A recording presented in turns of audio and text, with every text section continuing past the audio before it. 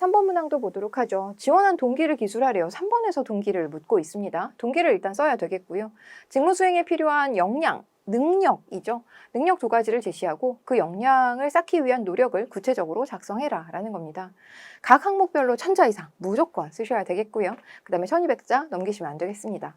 자, 지원 동기. 여러분들이 지원 동기를 이제 솔직히 말하지 못한, 아버지를 아버지라고 말하지 못하는 이런 문제가 있죠, 구조적으로. 지원 동기는 그치만 나도 알고 너도 아는 거예요. 무슨 얘기냐면 이 지원 동기를 쓰는 나나 이 지원 동기를 읽는 인사 담당자나 이게 뭐 엄청나게 진심일 거라고 생각하고 쓰고 진심일 거라고 믿고 읽지는 않죠. 다만 성의를 보이는 과정이라고 보시면 되겠습니다. 나는 애정을 가지고 찾아봤어.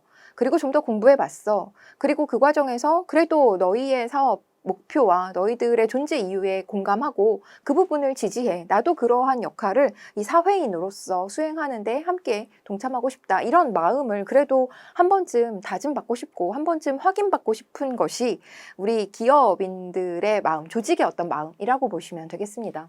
당연하게도 그렇다면 여러분들은 지원 동기가 뭐 주변에서 국민연금을 받아서 편안하게 사는 모습을 보고 국민연금의 중요성을 깨달아서 지원했다. 이렇게 쓰시는 분들 정말 많은데요. 뭐 그것도 전혀 어색하지는 않습니다. 그리고 그냥 보통의 자기소개서로 무방하죠.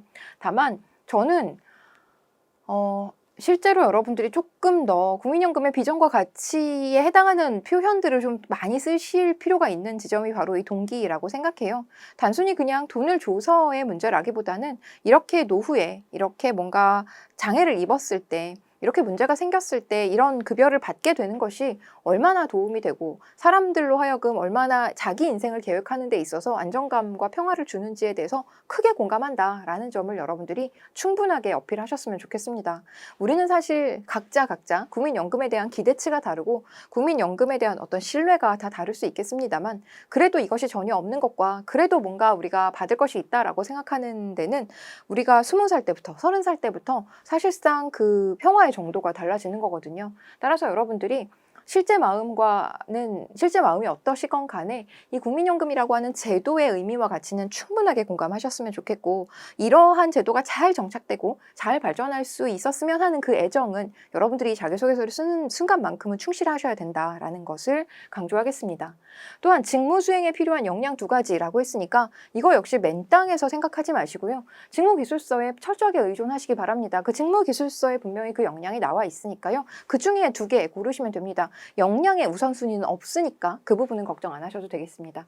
그 역량을 쌓기 위해서 어떤 노력을 할 수 있었을까? 우리가 지금 돌이켜 생각해보면 강의를 들었을 수도 있고 대학에서 어떤 필요한 과목들 들었을 수도 있고요. 책을 읽었어도 무방합니다.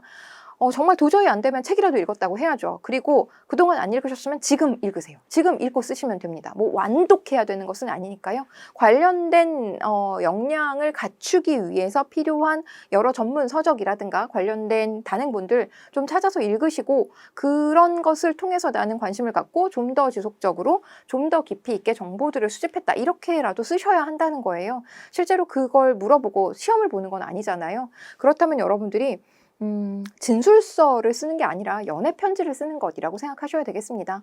팩트를 기술하는 것에 모든 초점이 맞춰져서는 안 되겠고요. 마음을 표현하는 데 초점이 맞춰져야 한다라는 것이죠.